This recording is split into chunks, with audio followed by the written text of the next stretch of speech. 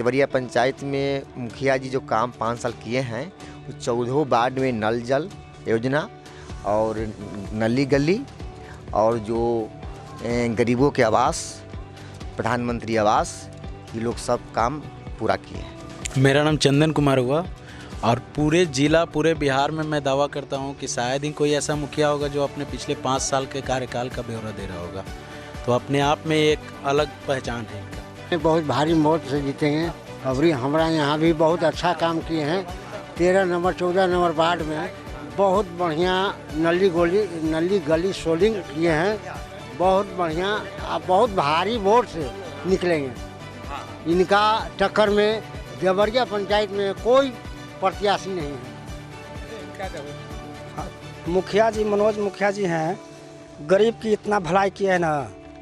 Colony यहाँ 65 को मिला है सर। घर के जो परिवार हैं इतना पानी में हेल करके मुजफ्फरपुर गांव हो करके पूरे जनता जाते थे। आई मुखिया जी जो बना दिए, पूरे 8 किलोमीटर का दूरी कम हुआ है इस पुल के बनने के कारण। ऐसे 1.5 दर्जन से 2 दर्जन गाँव होंगे जिनको इस पुल का सीधे लाभ मिल रहा है। इस गांव से लाभ मिला है आपका सबसे पहले प्रथम शिवचक, मिर्चक, करवा, जाहिदपुर, सरवानी चक, अनौली।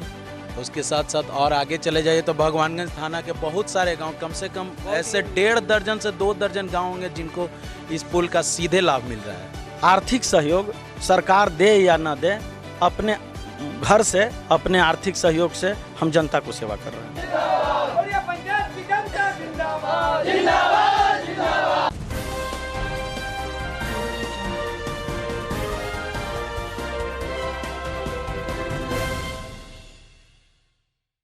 हमारा गांव हमारी पंचायत कार्यक्रम के तहत आरबीएस न्यूज मसौढ़ी की टीम आज पहुंची है मसौढ़ी प्रखंड की देवरिया पंचायत में। और देवरिया पंचायत से निवर्तमान मुखिया हैं मनोज कुमार जी। एक ऐसे प्रत्याशी के बीच हम हैं मनोज जी के पास, जहां उन्होंने पूरा अपना 5 साल का कार्यकाल का पूरा लेखा जोखा दे दिया है। साथ ही साथ आने वाले 5 सालों में जब ये जीत कर आएंगे तो उनकी क्या घोषणाएं हैं, ये भी एक घोषणा पत्र के तौर पर लोगों तक पहुंचा रहे हैं। फिलहाल आइए इनसे हम बात करते हैं और जानते हैं इनकी कार्य योजना क्या क्या है। मनोज जी, सबसे पहले आपका आरबीएस न्यूज मसौढ़ी की ओर से बहुत बहुत स्वागत। आपका भी इस न्यूज़ को भी स्वागत है। पहले तो ये बताइए कि आप इस बार चुनावी मैदान में हैं और इससे पहले आप थे और आपसे पहले आपकी माताजी भी रही हैं। तो माताजी का जो कार्यकाल रहा और आपका कार्यकाल रहा, इसका थोड़ा सा संक्षिप्त में थोड़ा विवरण बता दें। माताजी का भी कार्यकाल बहुत अच्छा ढंग से सुचारू रूप से चला। मैं पटना जिला के 322 पंचायत में देवरिया पंचायत बीपीएल बनाने में सबसे टॉप काम किया था और उस समय भी जनता के बीच हम लोग खरे उतरने का काम किया था।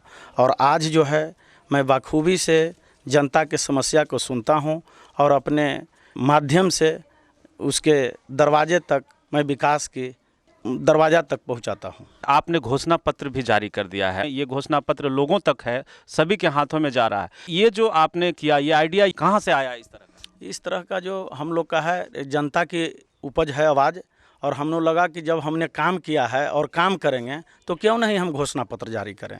और इसी के चलते हमने घोषणा पत्र जारी किया है और जितने भी घोषणा पत्र जारी किया है इसमें हम 100% इसको उतार कर जनता के बीच हम प्रस्तुत करने का काम करेंगे। घोषणा पत्र के बारे में कुछ बताइए, क्या क्या करने वाले हैं आप? घोषणा पत्र में है सबसे पहले मिनी सचिवालय, जो काम करने में बहुत कठिनाइयाँ होती हैं। पंचायत में कर्मचारी हैं लेकिन बैठने की कोई व्यवस्थाएँ नहीं है, इसीलिए पंचायत सरकार भवन की यहाँ बहुत आवश्यकता है।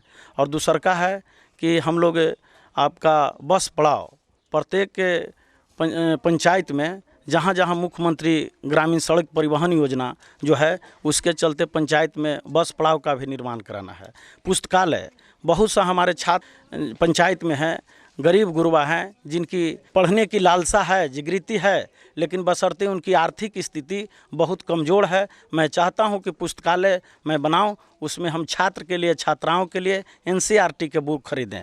और वो जो छात्र हम एनसीईआरटी के बुक खरीदेंगे तो हमारा जो छात्र यहाँ से जो निकलेंगे वो देश का भविष्य होगा, और उसके लिए हम काम कर रहे हैं। और भी कई आप घोषणा पत्र में दिए हैं।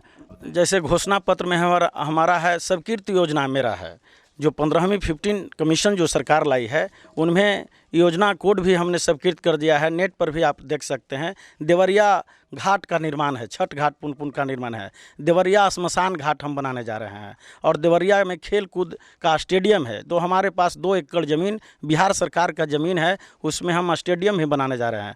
और करवा उत्क्रमित मध्य विद्यालय है, हमारे पंचायत में 2 उच्च विद्यालय हैं जो काफ़ी दूरी पर है, लेकिन पूर्वी मेरा जो क्षेत्र है उसमें छात्र और छात्राएँ को बहुत यहाँ से 5 किलोमीटर पैदल चलकर या यहाँ से गाड़ी भाड़ा कर जाना पड़ता है, जिसके चलते जो महिलाएं हैं या छात्र हैं वो उनकी जाने में कठिनाइयाँ होती है। तो उसी चलते हम इसको करवा को उत्क्रमित मध्य विद्यालय को आपको उच्च विद्यालय का दर्जा दिलाना चाहते हैं, जो कि हमने पूर्व में भी सदन में भी मामला को उठा दिया है। और पूर्व जिला अधिकारी डॉक्टर रवि कुमार जी इनके माध्यम से जो हम इनके समक्ष रखे थे वो स्वीकृत कर दिए हैं। और दूसरा है हमारे पंचायत में जो 5 ट्यूबवेल बंद पड़ा हुआ है उसको हम चालू कराना चाहते हैं, और हमने विभाग को भी, जल संसाधन विभाग को भी, लघु सिंचाई विभाग को भी लेटर लिख दिया है। और वो योजना जो है कुछ राशि हमारे पास उन्होंने पंचायत को भेजा है, लेकिन उतना से काम चलने वाला एक भी ट्यूबवेल चालू नहीं होगा। मैं पुनः उनको लिखा हूँ कि आपने पुनः प्राकलन को फिर से इसको एस्टीमेट को देखकर और नया ढंग से उसकी राशि दे, ताकि हम बंद पड़े जो ट्यूबवेल है उसको सिंचाई के लिए हम किसानों के लिए चालू करें। और सभी वार्ड में जो है सौर लाइट लगवाएंगे। जो सरकार का मुख्यमंत्री जो एजेंडा जो सौर लाइट है, जो बिजली के जो खपत है उसको बचाना है, इसलिए सरकार ने जो ब्रेडा कंपनी के माध्यम से जो सौर लाइट लगवाना है, जिसको हर वार्ड को हम लोग सर्वे भी करा दिया है। और पंचायत चुनाव के बाद जैसे ही होगा, ख़त्म होगा, तो जनवरी से ही सौर लाइट लगना शुरू हो जाएगा। और 1111 जो देवरिया पंचायत में प्रधानमंत्री आवास योजना है, जो जनवरी से हम लोग इसको ग्राम सभा से अनुमोदन करके और इसको हम लोग राशि मुहैया कराने का काम करेंगे। इसका राशि भी पूरा आया हुआ है। और साथ ही साथ जो अपग्रेडेशन जो है, जो देवरिया पंचायत में आपका 385 जो है, जो जीर्णोद्धार अवस्था में जो पूर्व में जो घर बना था, जिसके लिए भी राशि 50,000 रुपया सरकार ने मुहैया करा दिया है। और चौथा है सामुदायिक शौचालय, जहां दलित बस्ती हैं उनमें भी हम लोग सामुदायिक कमेटी शौचालय बनाने का काम करेंगे। और पंचायत में जो उप स्वास्थ्य केंद्र है उसको भी हम चालू कराने का काम करेंगे प्राथमिकता और एजेंडा के साथ। और साथ ही साथ करवा में एक तालाब है, उस तालाब को हम चाहते हैं कि घाट का बढ़िया तरह से निर्माण कर दें, ताकि आने वाले जो छठ पर्व है उसमें हम बखूबी से हमारा जनता छठ पर्व वहाँ भी सुचारू रूप से कर सकें। हम दर्शकों को ये बता देना चाहते हैं कि इन्होंने जो व्यक्तिगत कार्य किए हैं उसके बारे में ब्यौरा है। 413 परिवारों को प्रधानमंत्री आवास योजना के तहत लाभ पहुंचाया है। 1494 लोगों को लेबर कार्ड बनवाया है इन्होंने। 409 परिवारों को राशन कार्ड बनवाया है। 2783 लोगों का बीपीएल सूची में नाम जुड़वाया गया है। 1111 परिवारों को नए प्रधानमंत्री आवास योजना के अंतिम सूची में नाम जुड़वाया गया, जिसका भुगतान जनवरी 2022 में कर दिया जाएगा। आपदा से प्रभावित होने के कारण 2514 परिवारों को प्रत्येक के खाते में सीधे 3000 रुपये सहायता राशि भुगतान किया गया। 393 लोगों को कबीर अंत्येष्टि योजना के तहत प्रत्येक को 3000 रुपये का नगद भुगतान किया गया। आपने कबीर अंत्येष्टि की बात कही कि 393, बहुत सारे पंचायतों में देखा गया है कि ये फेल होता दिख रहा है। नए नियमावली के तहत उन्हें बाद में पैसे देने की बात हो रही है, तो आप इसे कैसे देखते हैं? सरकार की योजना है कबीर अंत्योदय कठिन तो कर दिए हैं, लेकिन हम लोग अपना आर्थिक सहयोग सरकार दे या ना दे, अपने घर से, अपने आर्थिक सहयोग से हम जनता को सेवा कर रहे हैं। का संदेश क्या है? आप इस सरकार की जो योजना है, इस योजना के बारे में संदेश। ये योजना जो है, जैसे सरकार कहती है कि कबीर अंत्योदय बीपीएल परिवारों के लिए देना है, बिल्कुल हम लोग बीपीएल परिवारों को ही देते हैं।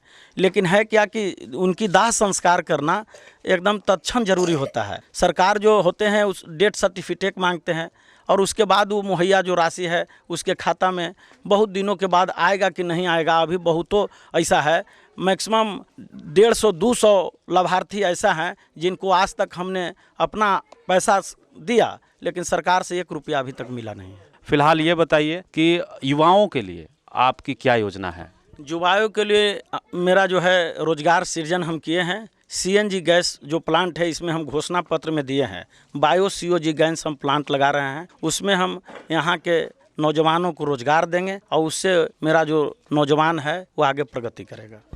तो मुखिया जी ये बताइए कि इस बार जो आप जा रहे हैं पंचायत चुनाव में जनसंपर्क अभियान में, क्या रिस्पांस मिल रहा है लोगों को? बहुत अपार जन समर्थन मिल रहा है और पिछले दफ़ा जो 1032 वोट से जो हमने लीड किया था, 1960 मत जो आया था, अब कि हम 3000 पार करेंगे। मुखिया जी जाते जाते मैं ये जानना चाहूँगा कि इस चुनाव में, पंचायत चुनाव में निष्पक्ष चुनाव को लेकर के आप अपने वोटरों को, मतदाताओं को क्या संदेश देना चाहते हैं?